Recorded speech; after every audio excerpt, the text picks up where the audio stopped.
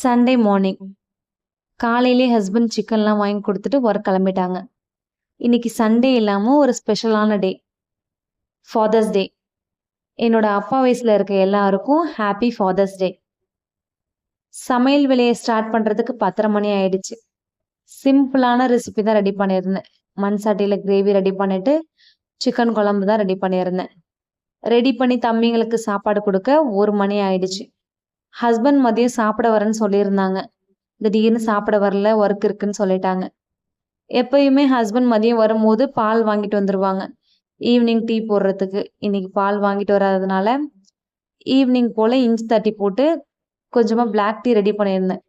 Ready பண்ணிட்டு சுகரை பார்த்தா சுத்தமாக காலி ஆயிடுச்சு. சரின்னு தம்பிங்களை அழைச்சிட்டு போய் சுகர்லாம் வாங்கிட்டு வந்து டீலாம் குடிச்சதுக்கு அப்புறமா வார சந்தைக்கு போயிருந்தோம். வெஜிடபிள்ஸ்லாம் வாங்கிட்டு வீட்டுக்கு வந்தாச்சு. பிடிச்ச லைக் பண்ணுங்க. நாளைக்கு ஒரு வீடியோவில் பார்க்கலாம். பாய்.